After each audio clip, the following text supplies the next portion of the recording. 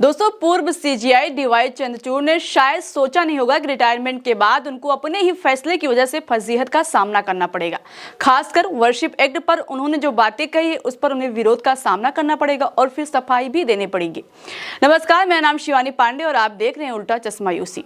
दरअसल 2022 में चंद्रचूड़ ने कहा था कि मंदिर या मस्जिद का सर्वे वर्शिप एक्ट का उल्लंघन नहीं है, मगर अब उनके इस बात को नए चीफ जस्टिस संजीव खन्ना ने मानने से इनकार कर दिया है। कोर्ट ने अपने फैसले में कहा कि जब तक इस पर सुनवाई चल रही है तब तक देश में इस तरह के नए मामले पर सुनवाई नहीं होगी और ना ही कोई नई याचिका दायर की जाएगी। कोर्ट के इस फैसले के बाद चंद्रचूड़ के फैसले पर सवाल उठने लगे। चारों तरफ उनकी खूब फजीहत होने लगी। फिर चंद्रचूड़ को इस पर अपनी सफाई पेश करनी पड़ी। दोस्तों, एक टीवी चैनल के कार्यक्रम में चंद्रचूड़ से वर्शिप एक्ट 1991 और इस पर उनके फैसले पर जब सवाल पूछा गया तो उन्होंने कहा कि उनकी टिप्पणी सुप्रीम कोर्ट की सुनवाई के दौरान चर्चा का हिस्सा थी और इसे अंतिम निर्णय नहीं माना जा सकता।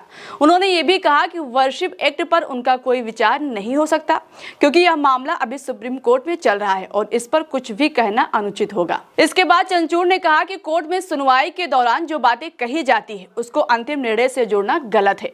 जब तक जज का अंतिम आदेश न लिखा जाए तब तक उस टिप्पणी का कोई अधिकार नहीं होता है और सुनवाई के दौरान कोर्ट में जो चर्चाएं होती हैं, जो बातें होती हैं, उन्हें केवल विचार विमर्श का हिस्सा माना जाना चाहिए। जज को सच्चाई सामने लाने के लिए वकीलों से सवाल पूछने पड़ते हैं और ये प्रोसेस जरूरी होते हैं।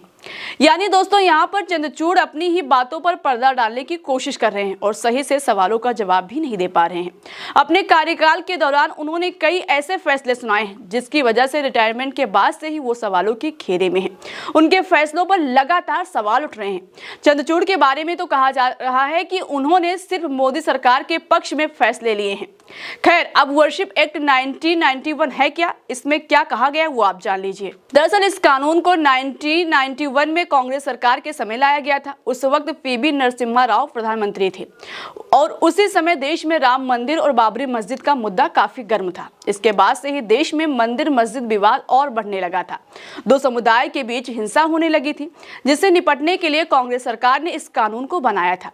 दोस्तों, इस कानून में कहा गया है कि 1947 के बाद से ही देश में जिस भी धार्मिक स्थल की जो स्थिति थी वो वैसे ही रहेगी। अब उसके साथ कोई छेड़छाड़ नहीं किया जाएगा। यानी जहां पर मंदिर है वहां पर मंदिर रहेगा और जहां पर मस्जिद है वहां पर मस्जिद रहेगा।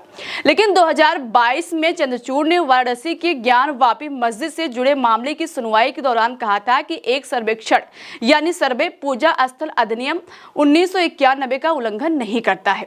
उनके इस फैसले के बाद से ही देश में संभल सहित कई स्थानों पर मस्जिद के सर्वे की मांग उठने लगी और देखते ही देखते अदालतों में ऐसी याचिकाओं की बाढ़ सी आ गई। इस फैसले से देश में दो समुदाय के बीच मंदिर मस्जिद पर विवाद होने लगा। अभी हाल ही में संभल में क्या हुआ ये तो आपको पता ही है, मगर अब सुप्रीम कोर्ट ने साफ साफ कह दिया है कि जब तक वर्शिप एक्ट पर मामले की सुनवाई हो रही है तब तक नया केस दायर नहीं होगा। वहीं कोर्ट के इस फैसले के बाद से ही चंद्रचूड़ की खूब फजीहत हो रही है, जिस पर चंद्रचूड़ ने अपनी सफाई दी है। फिलहाल दोस्तों, चंद्रचूड़ की इस सफाई पर आप क्या कहना चाहते हैं? आप अपनी राय कमेंट बॉक्स में हमें जरूर बताइएगा।